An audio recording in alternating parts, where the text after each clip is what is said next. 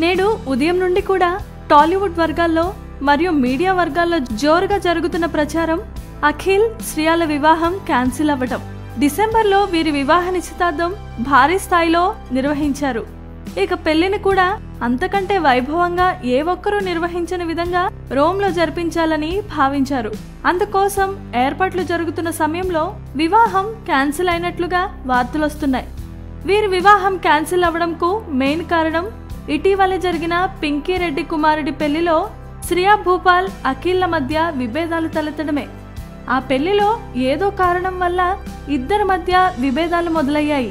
ఆ పెళ్లిలోనే పలువురు చూస్తుండగా ఇద్దరు కూడా అర్చుకున్నట్లుగా సమాచారం. ఇక తాజాగా ఎయిర్పోర్ట్ లో అఖిల్ శ్రియా భూపాల్లు రోమ్ కు వెళ్తున్న సమయంలో మరో వివాదం జరిగింది. అఖిల్ అక్కడున్న మీడియా వారు ఫోటోలకు ఫోజ్ అడిగారు. అందుకు శ్రియా ఒప్పుకోలేదు. శ్రియాను అఖిల్ ఒప్పించేందుకు కూడా ప్రయత్నించాడు.